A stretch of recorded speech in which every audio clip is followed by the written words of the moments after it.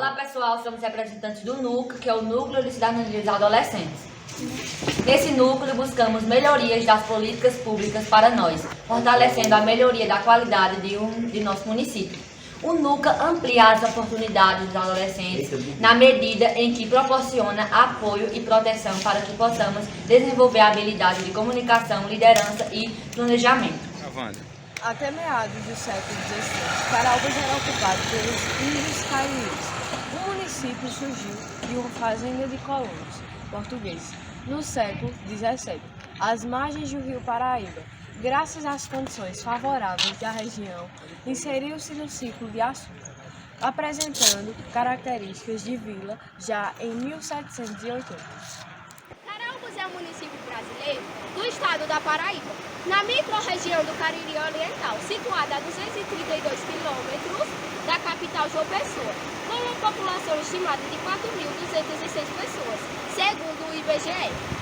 Quando Caraúbas passou a ser distrito de São João do Cariri em 1891, havia apenas 58 pessoas, destacando-se as famílias de Major Higino, Major Eduardo Ferreira, Manuel Germano e Venâncio Quirino, entre outros. Um dos mais ilustres moradores de Caraúbas foi o tenente-coronel Severiano Farias Castro, que morou nessa residência. Caraúbas evoluiu aos poucos. Por volta de 1816, foi construída uma igreja que tem como padroeiro a imagem de São Pedro. Com esse pequeno resumo sobre algumas informações e histórias sobre o nosso município, podemos dar total certeza que nossa amada Caraúbas é encantadora. Às margens do rio Paraíba, existem várias árvores conhecidas como caraúbeiras, palavra da qual originou-se o nome da cidade de Caraúbas. Antes de Caraúbas ser fundada, ela era uma vila indígena e seus primeiros habitantes eram os índios cariris. A descoberta de um cemitério indígena, no Serrote dos Ossos, que está localizado no sítio Curimatãs, reafirma a existência da nação Cariri, possivelmente nos séculos 9 e 10.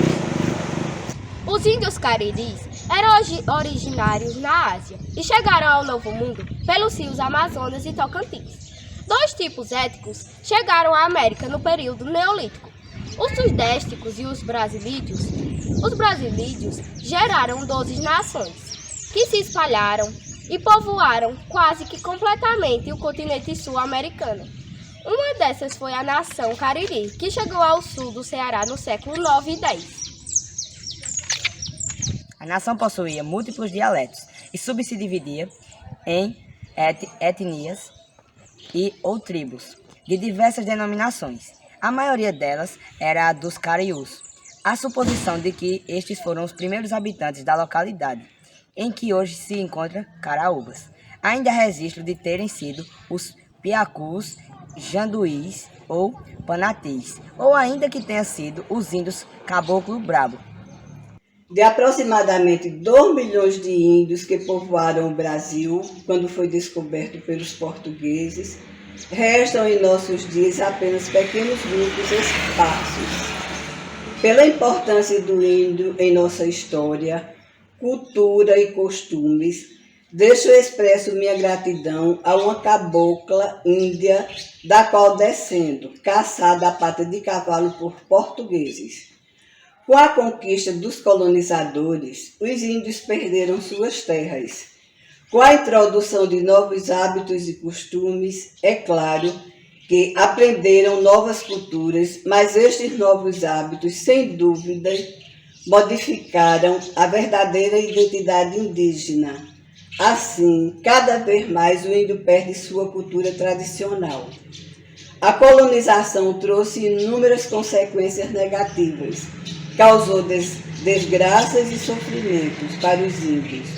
O encontro colonial causou o que denominamos genericamente um estado geral de deprivação, a parte de direitos, uma vez possuídos.